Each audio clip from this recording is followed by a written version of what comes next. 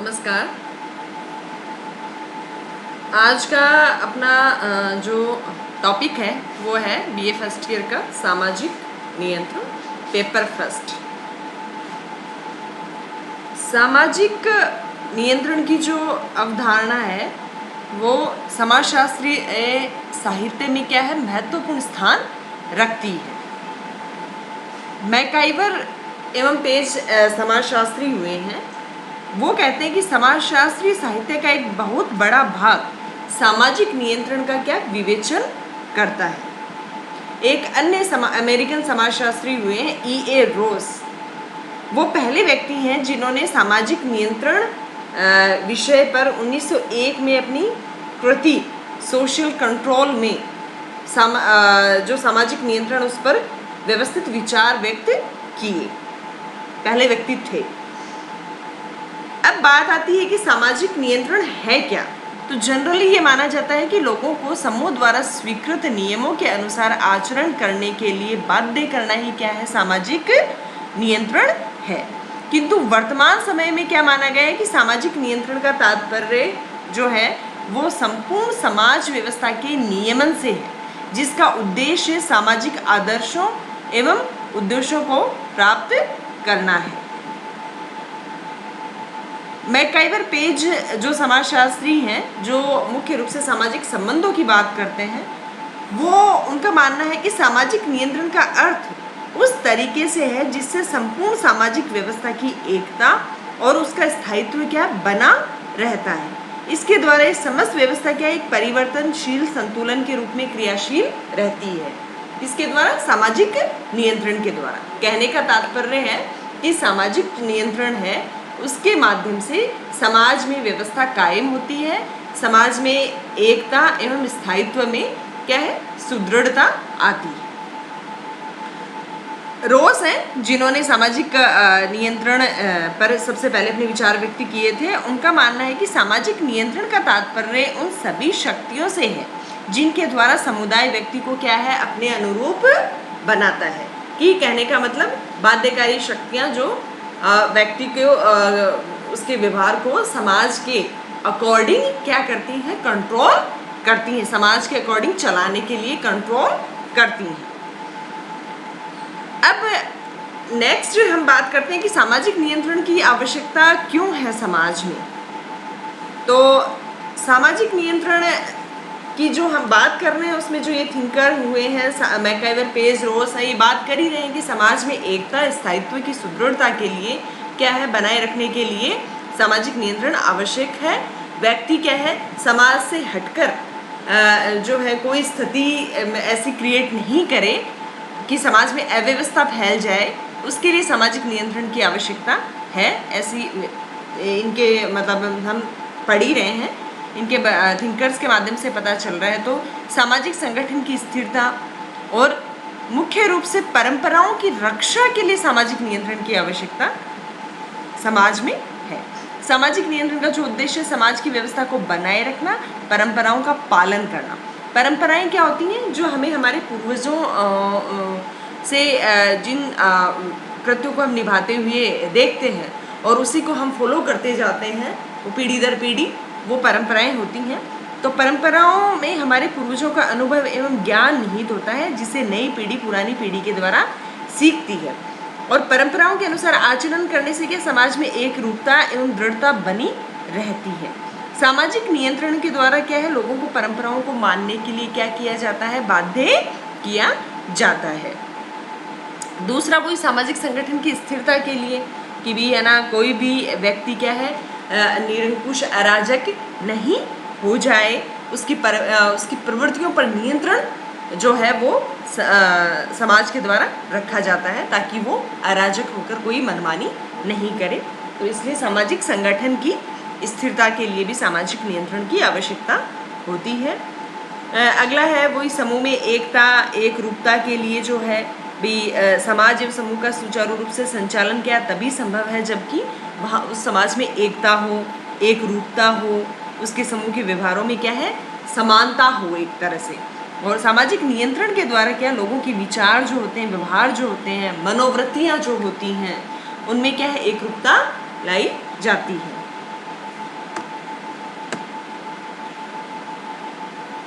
फिर नेक्स्ट जो है वो है सहयोग।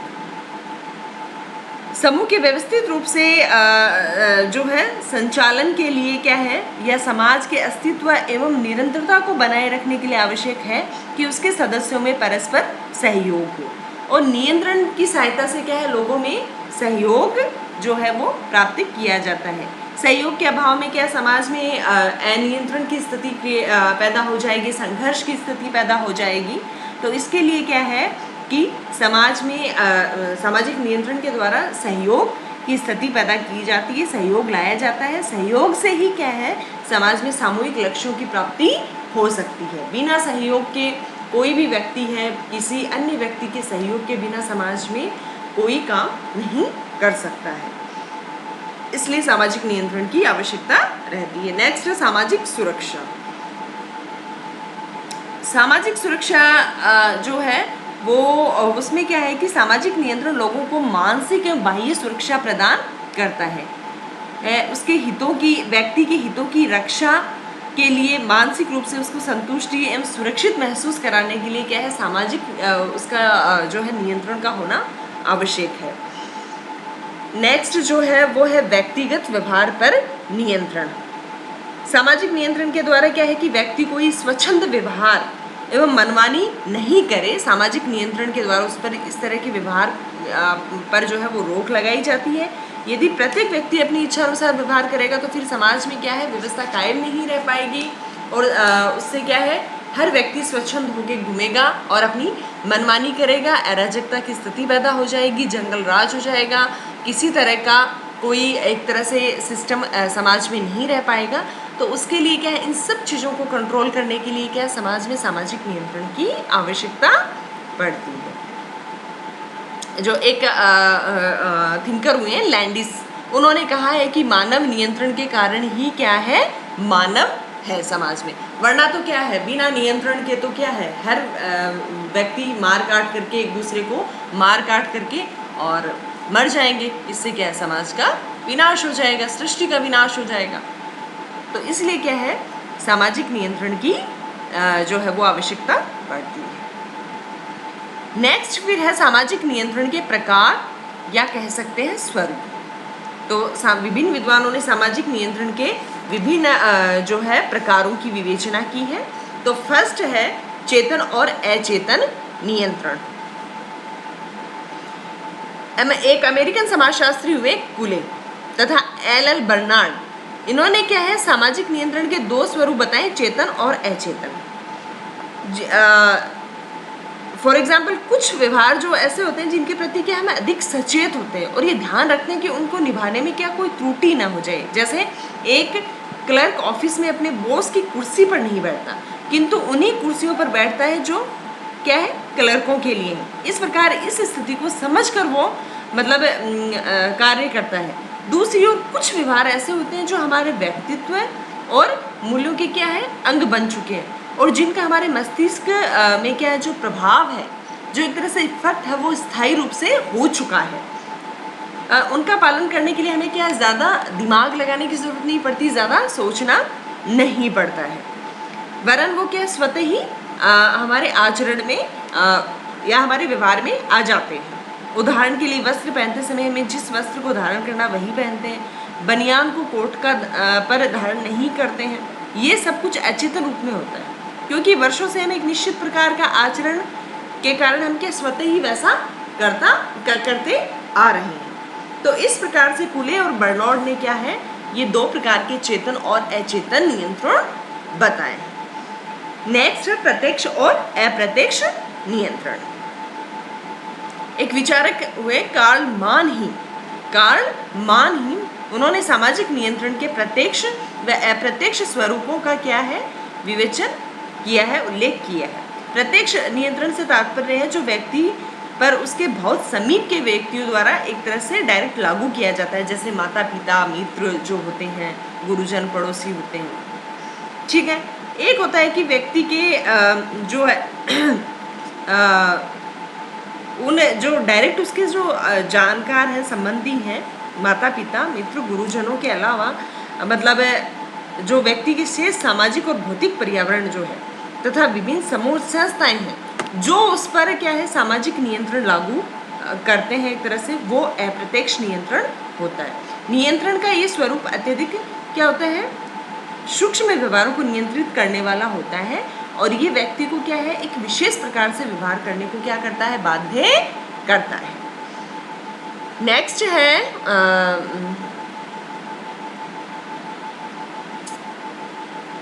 है जो है वो है सकारात्मक और नकारात्मक नियंत्रण। सकारात्मक और नकारात्मक जो नियंत्रण है वो किम्बल यंग ने जो है उसके बारे में चर्चा करी है। सकारात्मक नियंत्रण में व्यक्ति को क्या किया जाता है कि पुरस्कार देकर सही व्यवहार करने को प्रेरित किया जाता है। एक तरह से उसको मोटिवेट किया जाता है कि हाँ आप बहुत अच्छा कर रहे हो, आप ऐसे करो, आप बहुत अच्छा कर पाओगे। मतलब इस तरीके से अच्छे आचरण वाले छात्र को क्या है, श्रेष्ठ छात्र जैसे श्रेष्ठ खिलाड़ी को, वीर सिपाही को पुरस्कार, प्रशंसा पत्र, शाबाशी देकर सकारात्मक नियंत्रण क्या किया जाता है, स्थापित किया जाता है।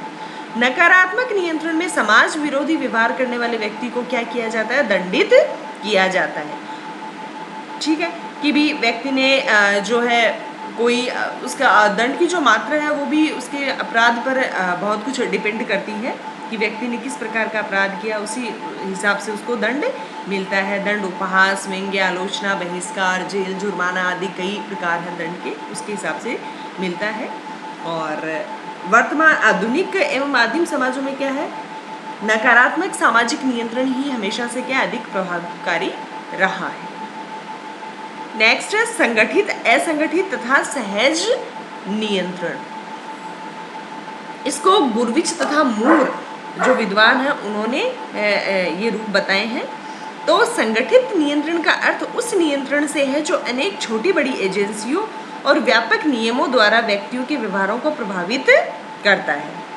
इसका विकास नियमित रूप से होता है और इसे स्वेच्छाकारी क्या है, प्रकृति का कहा जा सकता है।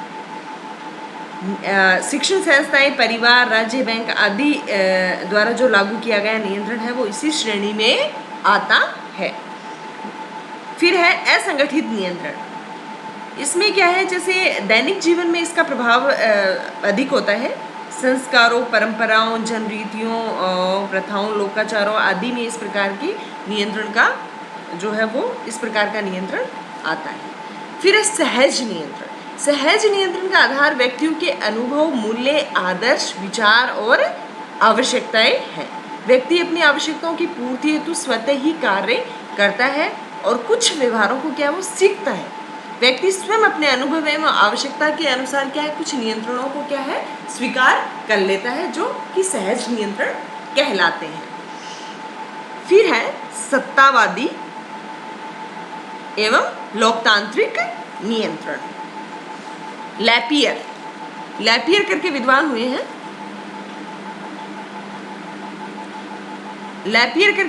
हुए हैं। उन्होंने सत्तावादी एवं लोकतांत्रिक या प्रजातांत्रिक नियंत्रण की बात करी है। लैपियर कहते हैं कि जब कभी कोई प्रशासनिक संस्था अथवा दंड देने वाला व्यक्ति समाज द्वारा स्वीकृत संगठनों के अतिरिक्त किसी दूसरे लक्ष्य की प्राप्ति के लिए क्या करता है, उत्पीड़न अथवा शक्ति का प्रयोग करता है, तब इस प्रकार से स्थापित किए गए नियंत्रण को क्या कहते हैं, सत्तावादी नियंत्रण कहते हैं।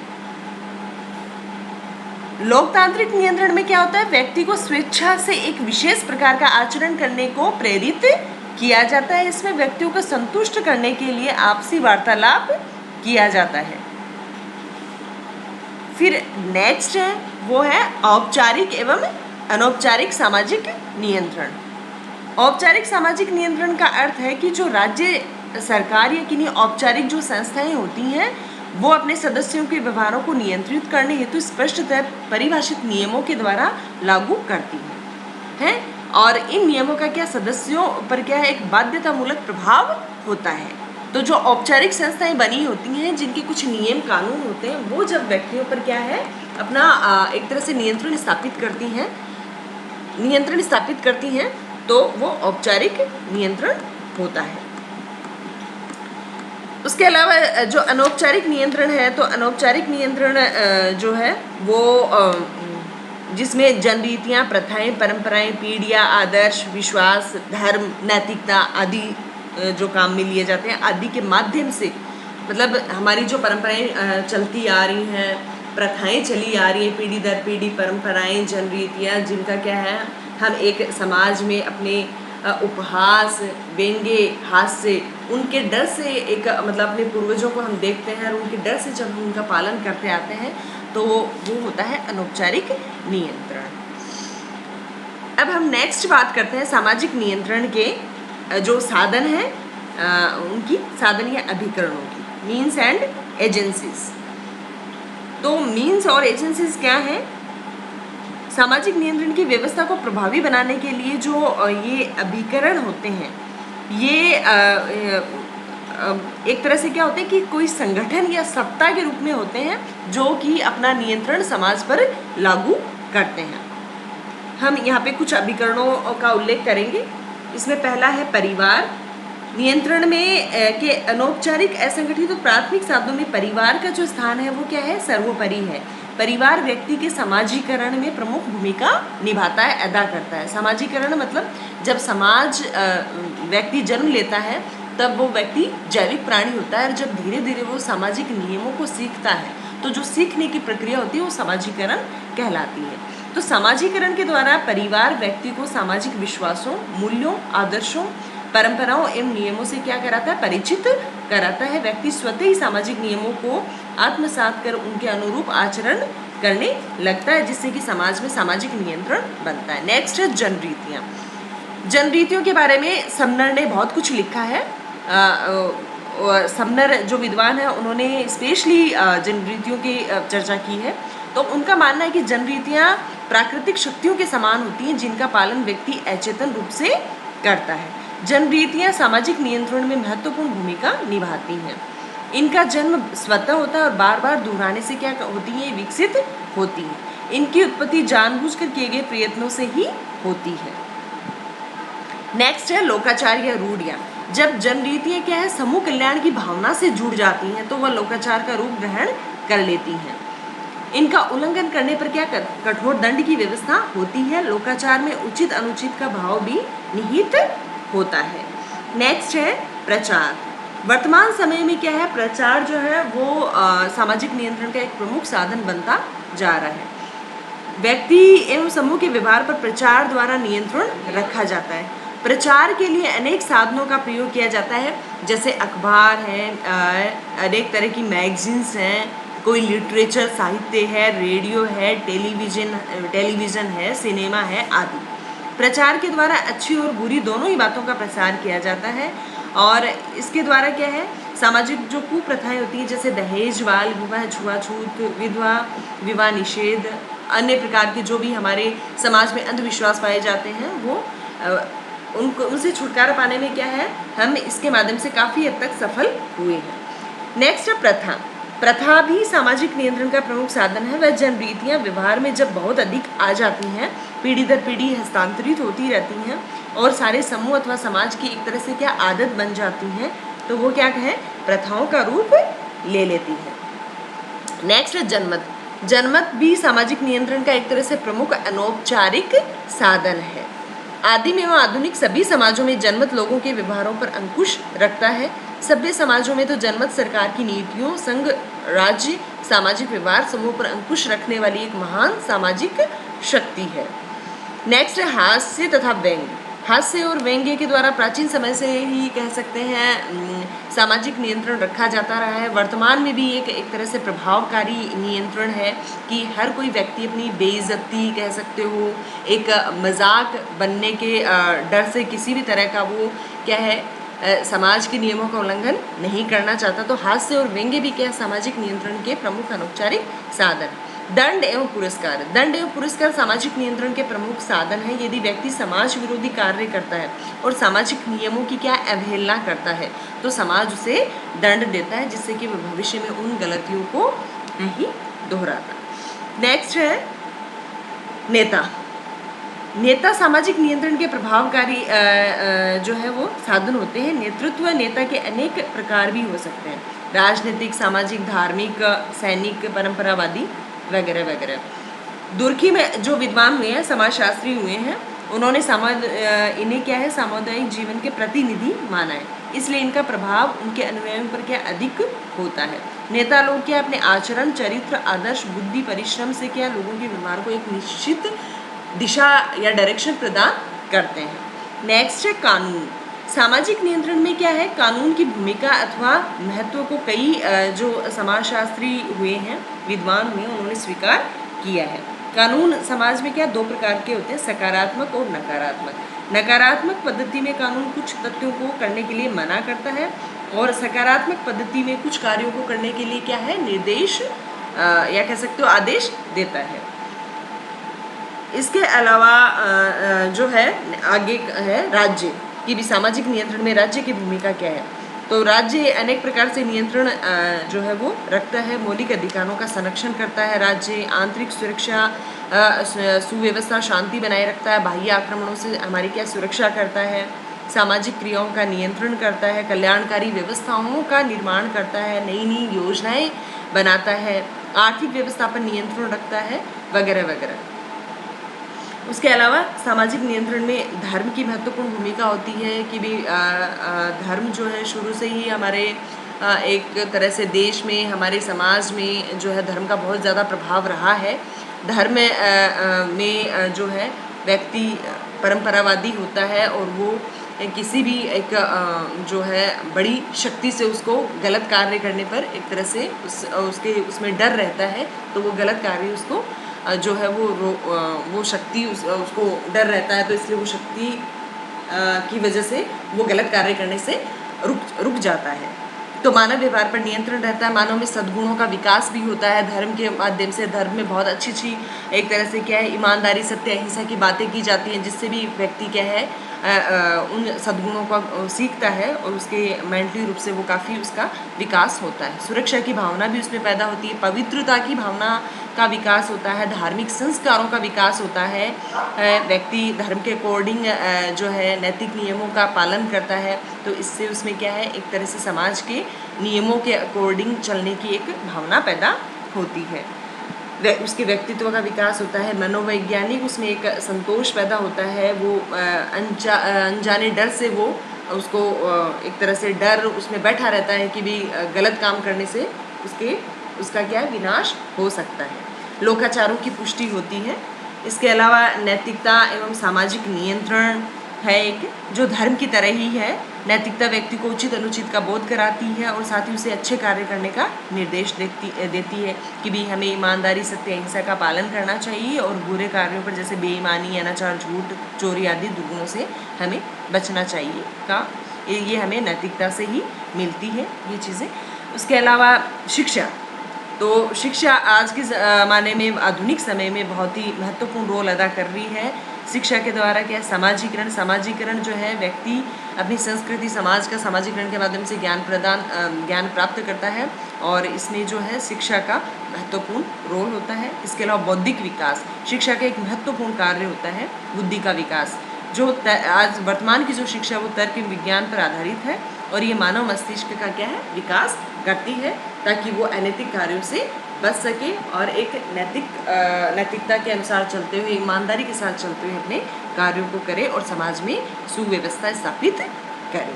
तो इस प्रकार से समाज में नियंत्रण बनाए रखने के लिए विभिन्न साधन और अभिकरण अपनी क्या है महत्वपूर्ण भूमिका अदा करते हैं।